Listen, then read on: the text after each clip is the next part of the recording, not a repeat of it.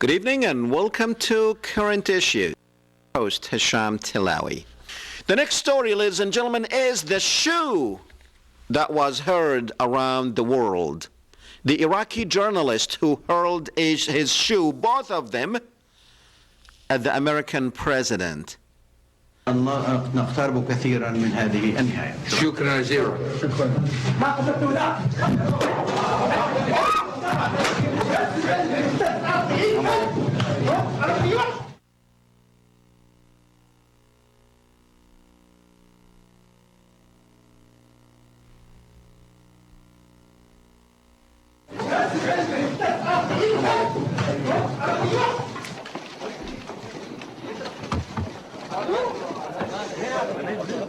Now, I know you are very upset about this. I am too, because he did not hit him.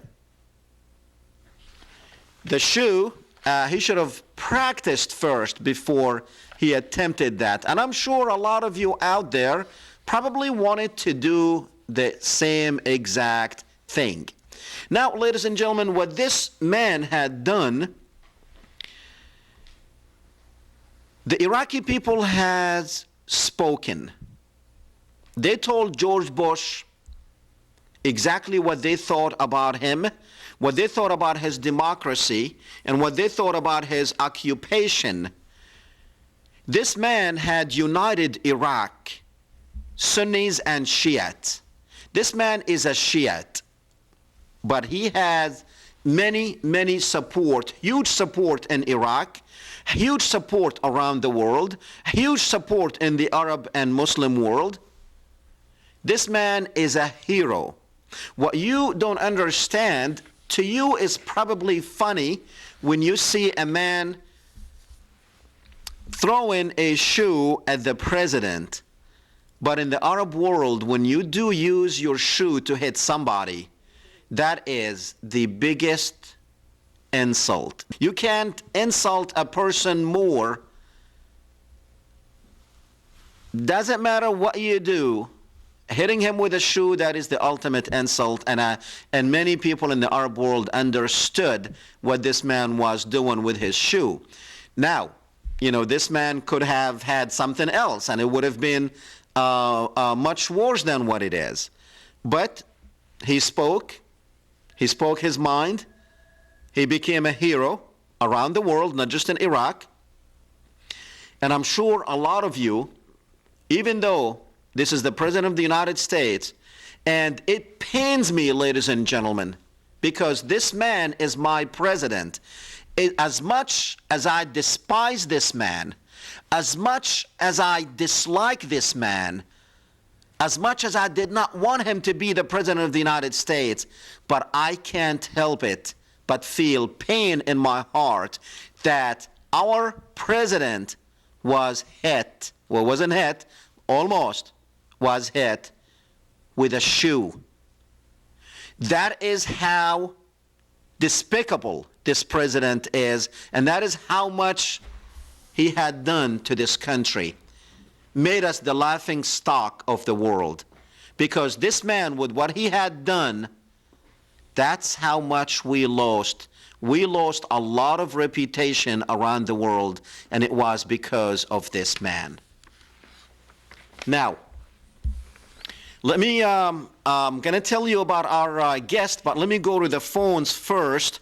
And when we come back, I'll tell you who our guest is, and we will introduce him and have him on. And because I need to go to the phones, that way we will not be interrupted while I'm speaking with my next guest. Let's go to Freedom on line 1. Freedom. Yes, Dr. Tillawi, I would like to get in on this about the Iraqi journalist that is being persecuted by the Maliki government, but is being held as a hero by the Saudi Arabians, the Egyptians, and whatnot. One Saudi prince want to give $10 million for the shoes, but look, what they've done. If I have the money, if I have freedom, if I have the money, I would pay $100 million for that shoe. 10 million, yeah, I know, but the thing is this. They spoke to his brother. His brother, of course, is trying to get him a pardon and whatnot. But they have had family members They said as much as 28 members of their family were killed due to the invasion of Iraq. So President Bush goes to Iraq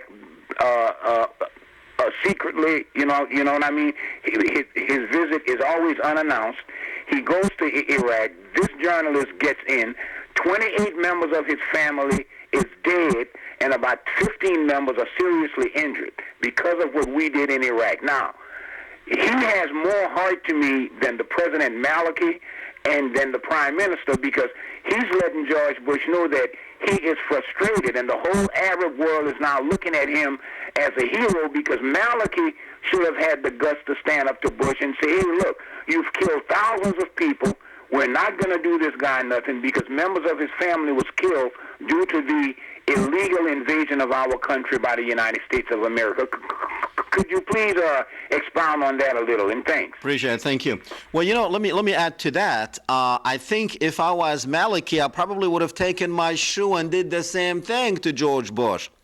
I wanted those journalists in that room, instead of trying to stop this journalist, actually take their shoes off and do the same thing, make a statement.